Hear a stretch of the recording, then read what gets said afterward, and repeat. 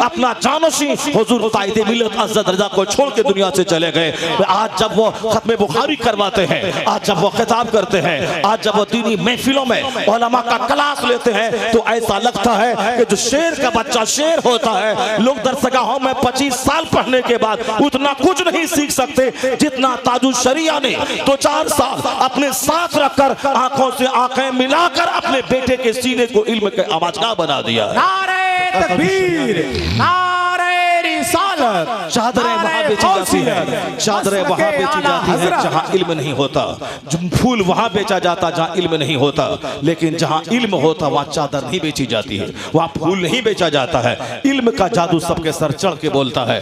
आज की तारीख में बरेली शरीफ की धमक जो सारी दुनिया में है, वह इल्म की वजह से है, वह तकवा की वजह से है, वह इश्क रिसालत की वजह से है। अजमेर का मुजाहिल मुजाविर वह फूल बेच के चाहता है कि अहमद रज़ा से मुकाबला कर ले, वो चाहता है कि फूल और चादर बेचकर वो इज्जत हम हासिल कर ले। गरीब नवाज बड़े हैं, लेकिन वहां का मुजाविर बड़ा नहीं है, जो नमाजें छोड़ता है, जो रमजान के दिन में रोजा नहीं रखता है, जो शराब पीता है, वो मुजाविर की वजह से अजमेर नहीं जाते। हम तो गरीब नवाज की वजह से अजमेर मोहल्ला जाते हैं, उन शराबियों की वजह से नहीं जाते जो रमजान के दिन में चरस और अफीम खाता पीता हो। ये चला है रजा से आंख मिलाने।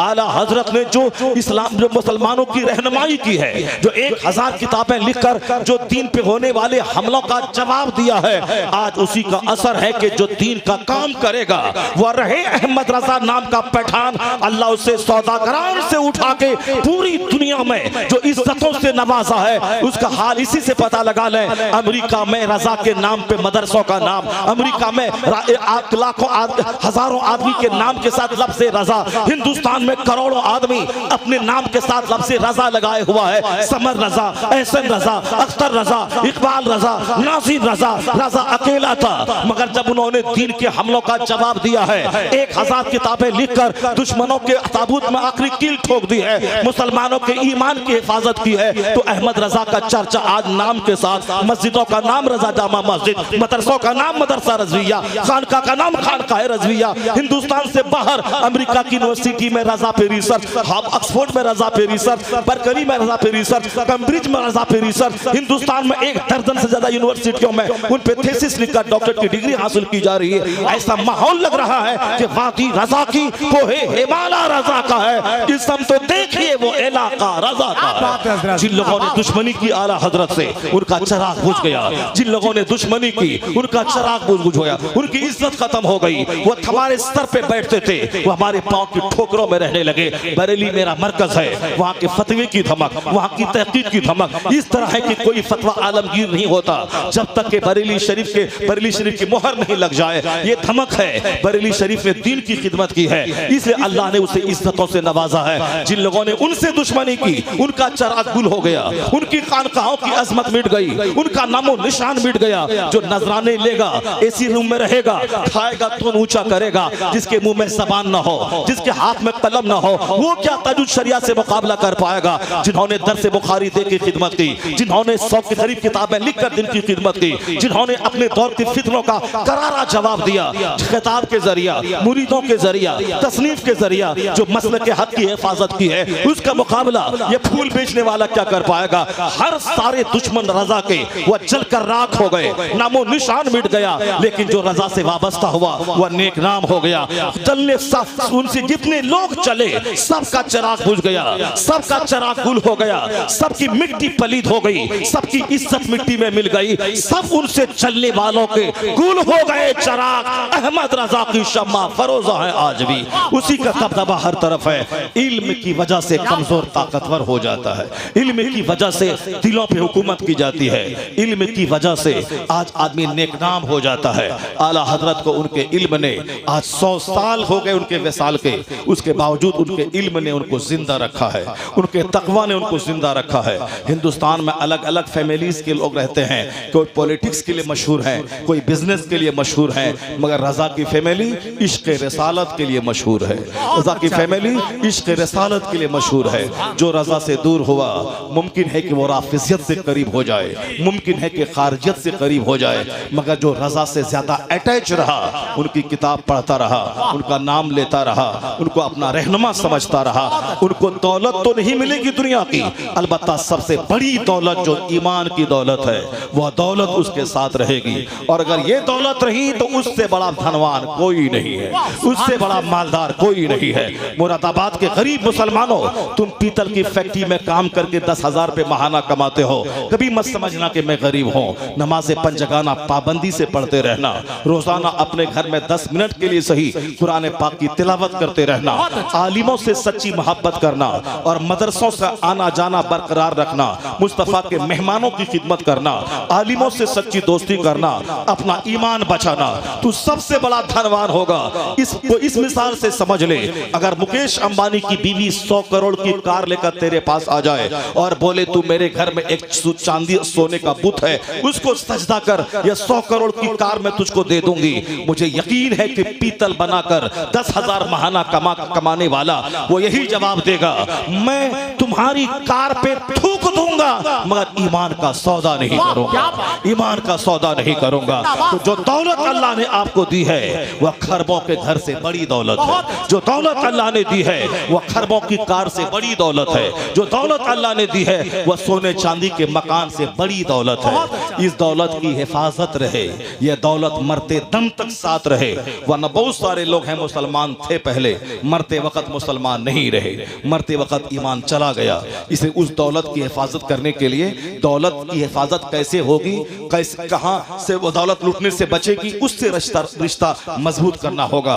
आलिम दीन के पास बैठेंगे तो फुटबॉल की बात नहीं करता है, वह क्रिकेट की बात नहीं करता है, वह फिल्म की बात नहीं करता है। आलिम के पास जब भी बैठते हैं वो कुरान की बात करता है, वो हदीस की बात करता है, कुरान पाक की रोशनी में हमें जन्नत का रास्ता दिखलाता है। इसलिए आलिम से दुश्मनी आदमी को तबाह बर्बाद कर डालेगी और आलिम की दोस्ती आदमी के ईमान की हिफाजत की जिम्मेदारी अदा कर देगी। हजरत सुफियान सौरी जिंदगी के जवानी के भी अहद में है, मगर उन्होंने जवानी में झुक के चलना शुरू कर दिया। लोगों ने पूछा हुजूर आप आलिम दीन मुहद्दिस कबीर हैं, ये और बात है, मगर उम्र का भी तकाजा है, आप जवान हैं, इस वक्त कमर क्यों झुक गई आपकी? कहा जिंदगी का एक हादसा मेरी कमर को झुका दिया। कहा वह कौन सा हादसा था? कहा मेरे बचपन के 3 उस्ताद थे, वह तीनों बहुत काबिल लाइक फाइक उस्ताद थे और बहुत बासलाहियत और बहुत बड़े आबिद थे। दिन भर रोजा रखते, रात भर क़याम करते, नमाज पढ़ते, मगर मरने से पहले पहले तीनों का अंजाम बुरा हो गया। एक यहूदी होके मर गया, एक नसरानी होके मर गया, एक मजूसी होके मर गया। मुहद्दिस कबीर सुफियान सौरी कहते हैं जब से मैंने अपने इन 3 असातिज़ा का अंजाम बुरा देखा मेरी जिंदगी से सुकून उड़ गया है। अब एक ही फिक्र सताती है कि मेरा क्या होगा। इतने बड़े मुहद्दिस कबीर कहते हैं इनका अंजाम बद देखने के बाद अब मैं अपने रब से कुछ नहीं मांगता हूं, बस सिर्फ एक ही दुआ करता हूं, मालिक कुछ रहे या ना रहे मरते वक्त ईमान सलामत रहे। ये दुआ वक्त इतने बड़े मुहद्दिस जो लोग जिंदगी भर गुटखा खाते हैं, जिंदगी भर झूठों की सोहबत में रहते हैं, जिंदगी भर झूठ गीबत चुगलखोरी के माहौल में रहते हैं, एक वक्त की नमाज नहीं पढ़ते हैं और वो ये सोचते हैं कि जन्नत मेरी जागीर है, उससे बड़ा झूठा कोई नहीं है। यहाँ तो मुहद्दिस कबीर नमाज पंजगाना का पाबंद, बहुत बड़े मुत्तकी वलियों की जमात के इमाम, वलियों की जमात के इमाम, इनकी सोच इतनी बुलंद है कि रोते हैं और रात रात भर अल्लाह के हुजूर ईमान की सलामती की दुआ करते हैं। और यहाँ न तकवा है न इल्म है, उसके बावजूद घमंड है कि जन्नत मेरी जागीर है। इसका मतलब है कि हमने कांच को सोना समझ लिया है। सोना अलग चीज है। इन बुजुर्गों की जिंदगी का मुताला करने से सीने का घमंड दूर होता है, यहाँ का गुरूर चकनाचूर होता है, आदमी को एहसास होता है मुझे क्या करना था, किस काम के लिए पैदा हुआ हूँ, मैं क्या कर रहा हूँ। इसलिए नेकों से रिश्ता नाता जुड़ा रहे, आलिमों से संबंध बना रहे और अपने से दूसरों को फायदा पहुंचाना चाहे कष्ट नहीं पहुंचाएं।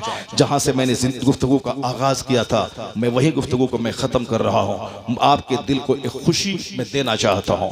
वो खुशी यही कि आज सारे लोग कहते हैं कि इस्लाम का मुस्तकबिल खतरे में है, मगर मेरा खुदा कहता है हुवल्लज़ी अरसला रसूलहु बिल हुदा व दीनिल हक। वो अल्लाह है जिसने अपने रसूल को हिदायत और दीन हक के साथ भेजा है ताकि इस्लाम को सारे मज़ाहिब पे गालिब कर दे।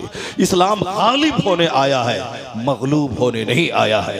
अल्लाह कहता है ये काफिर युरीदून लियुत्फिउ नूर अल्लाह बिअफ़वाहिहिम, अपने मुंह से इस्लाम का नूर बुझाना चाहते हैं। वल्लाहु मुतिम्मु नूरी, अल्लाह उस नूर को पूरा करना चाहता है। तो अल्लाह जो चाहता है वो होगा, बंदा जो चाहता है वो नहीं होगा। है नूरे खुदा कुफ्र की हरकत पे खंदाजन, फूकों से चिराग बुझाया ना जाएगा उसके। और हुजूर ने फरमाया ला यब्का अला ज़हरिल अर्द बैतु मदरिया वला वब्र इल्ला अदखलहुल्लाहु कलिमतल इस्लाम। इस धरती पर कोई कच्चा पक्का घर नहीं बचेगा मगर वहां अल्लाह इस्लाम का कलमा दाखिल फरमा देगा। यानी दुनिया के हर घर में इस्लाम पहुंचेगा, हर फूस और पुख्ता के मकान में इस्लाम पहुंचेगा।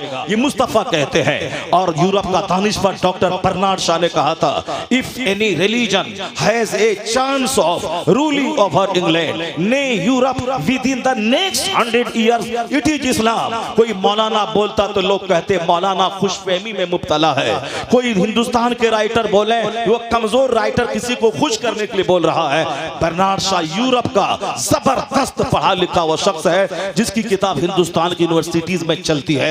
एक बड़ा पढ़ा लिखा यूरोप की सरजमीन का माहिर, वो क्या कहता है कि ऐसा लग रहा है दुनिया में जो साइंस का माहौल बन रहा है, सोचने समझने का और जहालत से निकलने का, तवहुमात से निकलने का, अंधभक्ति से निकलने का जो माहौल यूरोप में बन रहा है, सच्चाई की तलाश बढ़ रही है। वो कहते हैं इस माहौल में मैं कह सकता हूं if any religion has a chance of ruling over England ने Europe within the next 100 years it is Islam. मौलाना मौलवी पीर और हिंदुस्तान का कोई दानिश्वर नहीं, बर्नार्ड शॉ कहता है अगर आने वाले 100 साल के अंदर पूरे इंग्लैंड ही नहीं पूरे यूरोप महाद्वीप में, यूरोप में फ्रांस भी है, यूरोप में बेल्जियम भी है, यूरोप में जर्मनी भी है, यूरोप में हॉलैंड भी है, ये सारे तरक्की याफ्ता ममालिक यूरोप बर्रे आजम में है। यूरोप का ही एक इंसान बर्नार्ड शॉ कहता है अगर आने वाले 100 साल में सिर्फ इंग्लैंड नहीं यूरोप महाद्वीप में अगर कोई मजहब हुकूमती मजहब बनने वाला है तो मजहब इस्लाम बनने वाला है।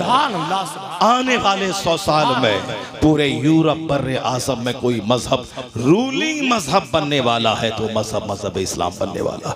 आज भी वहाँ मजहब इस्लाम है, आज भी वहाँ दाढ़ी टोपी है, आज भी वहाँ मदरसे मस्जिदें हैं, मगर रूलिंग मजहब कौन कहता है? मैं नहीं, वहाँ का एक क्रिश्चियन दानिश्वर कहता है कि जो माहौल वहाँ का बन रहा है उसको देखकर कहा जा सकता है कि आने वाला वक्त इस्लाम का है, आने वाला दिन इस्लाम का है। अल्हम्दुलिल्लाह हिंदुस्तान के मुसलमानों को मायूसियत की कोई ज़रूरत नहीं है, सिर्फ अपनी जिम्मेदारी से आप वाबस्ता रहें, हुजूर के सच्चे गुलाम बन के रहें। जो भी खुराफात चोर दरवाजे से मेरी ज़िंदगी में दाखिल हो गए हैं उन सारी चीज़ों को अपने से दूर करें। मैंने नेताजी के आने से पहले मैंने एक मफहूम दिया था कि जो वो पंडित जी जो अपनी असलियत से जुड़े हुए हैं, सीएम की कुर्सी पर बैठने के बाद भी उन्होंने अपनी लुंगी नहीं छोड़ी, अपना हाफ कुर्ता नहीं छोड़ा। तो हमारे जो बच्चे जिस तरह से परवान चढ़ते जाएं, आगे बढ़ते जाएं, वो भी उनको देख के सबक हासिल करके अहद कर लें। चाहे मैं जितनी तरक्की करता चला जाऊं मगर मैं बुनियाद से जुड़ा रहूंगा। मेरा लिबास इस्लामी, मेरी बात इस्लामी, मेरा माहौल इस्लामी, मेरा इन्वायरमेंट इस्लामी। अगर ऐसा रहा तो मुस्तफ़ा की मदद आपके साथ, गौसे आजम की अता आपके साथ, अल्लाह की रहमतें आपके साथ, आपकी मेहनत रही तो दुनिया की दूसरी कौमें बाद में सबसे आगे मुस्तफ़ा का गुलाम चलता चला जाए। मांगते फिरते हैं अगयार से मिट्टी के चराग, अपने खुर्शीद पे फैला दिए साए हमने अपने मजहब, अपने मदरसे, अपनी किताबों पे हमने साया डाल दिया, पर्दा डाल दिया। इस दूसरों के नॉवेल पढ़ते हैं, दूसरों की हिस्ट्री पढ़ते हैं, दूसरों का ड्रामा पढ़ते हैं, दूसरों की मिसाल देते हैं, दूसरों की गुफ्तगू सुनते हैं, अपने लोगों की गुफ्तगू नहीं सुनते। रविशंकर को सुनने की कोई ज़रूरत नहीं है, अपने दीनी रहनुमा को सुने। मुरारी बापू को सुनने की कोई ज़रूरत नहीं है, अपने मजहबी रहनुमा को सुने। आपके मजहबी रहनुमा को भी चाहिए वो इस 1-2 घंटे का इस्तेमाल ऑल फॉल किस्सा कहानी और साहब और नाटोंगी और ड्रामे कॉमेडी में नहीं, बल्कि जो सच्ची बातें हैं उसमें गुजारें, लोगों को एक मजाज दें, लोगों को सोचने समझने के लिए अंदर से प्रमोट करें, मोटिवेशन दिलाएं, लोगों को तहरीक दिलाएं, शौक दिलाएं, नफरत नहीं दिलाएं, मायूसियत की बातें नहीं करें, लोगों को शौक दिलाएं। इस्लाम बशारत में यकीन करता है, नफरत में नहीं। हुजूर ने कहा था बशरू वला तुनफ्फिरू, खुशखबरी सुनाइए, नफरत मत दिलाइए। यस्सरू, आसानियां पैदा कीजिए, वला तुअस्सरू, मुश्किल मत पैदा कीजिए, मुश्किलात नहीं आसानियां पैदा कीजिए, नफरत नहीं बशारत सुनाइए। अल्हम्दुलिल्लाह मैंने इस 1.5-2 घंटे की गुफ्तगू में कोशिश किया था कि आप तक मैं आपके दिलों को एक खुशी अता कर दूं, ताकि आपको लगे कि हमारा जो मुस्तकबिल है इस साइंटिफिक विकास के ज़माने में बड़ा खूबसूरत मुस्तकबिल है, बड़ा सुनहरा मुस्तकबिल है। हिंदुस्तान में तो मीडिया वालों के हंगामे में हम थोड़ा मायूस रहते हैं, मगर यहाँ से बाहर आप जाके देखें, कोई दिन ऐसा नहीं गुजरता जिस दिन कोई साइंटिस्ट कलमा पढ़ के मुसलमान न होता हो, कोई वक्त ऐसा नहीं गुजरता जिस दिन यूरोप का एक दानिश्वर पढ़ा लिखा आदमी कलमा पढ़ के मोमिन न बनता हो। हिंदुस्तान में भी हमारी 2-4 बेटियां जाहिल बाप की जाहिल बेटियां, वो भले ही उधर चली जाएं, अब वो भी सच्ची बात है कि नहीं कि मीडिया का हंगामा है, वो अल्लाह आलम भी सवाब, मगर सच्चाई का दूसरा पहलू यह है कि मेरे मुल्क में भी कोई दिन ऐसा नहीं गुजरता जिस दिन जाहिल नहीं पढ़ा लिखा स्कॉलर कलमा पढ़ के मोमिन बनता चला जा रहा है। क्योंकि उस रिपोर्ट को दिखलाया नहीं जाता, उसको हाईलाइट नहीं किया जाता है। चंद शरीरों ने हिंदुस्तान का खूबसूरत माहौल बिगाड़ना चाहा है, मगर मुझे यकीन है कि मेरा खुदा है, मेरा खुदा हर वक्त मेरा साथ देता है। 2 साल पहले हिंदुस्तान के 40 करोड़ मुसलमान मायूस थे, मेरी चीखो पुकार दब के रह गई, मेरा एहतजाज मुजाहरा उस पर कोई असर हुकूमत का नहीं पड़ा, हुकूमत ने उसकी कोई नोटिस नहीं लिया, मगर हमारी दुआएं, हमारे बुजुर्गों की दुआएं काम आई, जो रात भर रो के दुआ करते थे मस्जिदों में तहज्जुद की नमाज में, उनकी दुआएं रंग लाई कि हुआंग सिटी से एक छोटा सा कीड़ा आ गया हिंदुस्तान, और वह कीड़ा इस तरह इन ताकतवरों को गुरूर तोड़ दिया कि बस सब कुछ भूल करके उसी कीड़े के क्वारंटाइन में लग गए, आइसोलेशन में लग गए। लोग कहते थे पता नहीं क्या होगा इस एनआरसी का, अल्हम्दुलिल्लाह उस कीड़े ने वो धमाल मचा दिया, ये सबका गुरूर तोड़ के बता दिया, ज्यादा अकड़ना मत, ज्यादा बिगड़ना मत, ज्यादा जुल्म मत करना, तुम्हारे चाहने से सब कुछ नहीं होता है, वही होता है जो मंजूर खुदा होता है। इसलिए जिस अल्लाह ने आपको इज्जत दिलाई, जिस अल्लाह ने इस संकट की घड़ी में आपकी मदद की, वरना सारा मुसलमान परेशान था। कोई साहब Aadhaar card, PAN card, I card, election I card और पासबुक सब को दुरुस्त करने के लोग कचहरी दौड़ रहे थे, मगर अल्हम्दुलिल्लाह अभी थोड़ा सा माहौल अच्छा बना है। तो जो रब हमेशा आपका साथ देता है, तो खुशहाली के ज़माने में अपने वक्त का सही इस्तेमाल कीजिए। जब अभी अमन का ज़माना है, अमन के ज़माने में इबादत ज़्यादा कीजिए, अमन के ज़माने में तिलावत ज़्यादा कीजिए। और आप जानते हैं कि कोई नेता चीखता रहा, कुछ नहीं हुआ, हमारी माँ बहन बेटियां धरना पे बैठी 3 महीने तक, कुछ नहीं हुआ, मौलवी चीखता रहा, कोई असर नहीं पड़ा, मगर अल्लाह ने जब मदद करना चाहा, एक छोटे से कीड़े से सारी दुनिया को हिला के रख दिया। जिस तरह नमरूद को अल्लाह ने सल्तनत दी थी, वह गलत इस्तेमाल हुआ तो छोटा सा कीड़ा उसके गुरूर को तोड़ के मार डाला।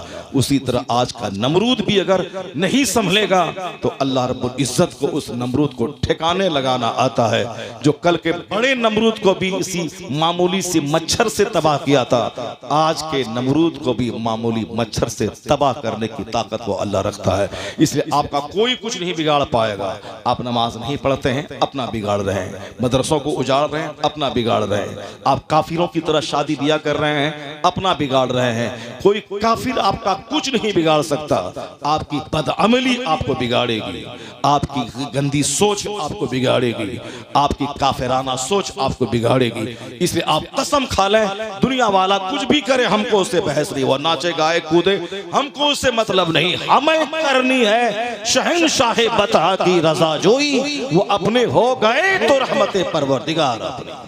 अल्लाह तबारक व तआला हमको और आपको सबों को नेक बनने की तौफीक अता फरमाए। हालांकि मैं तो आज बिल्कुल मूड बना के आया था कि कुरान शरीफ की से 5-10 जगहों से बिल्कुल अजूबा बातें जिस तरह से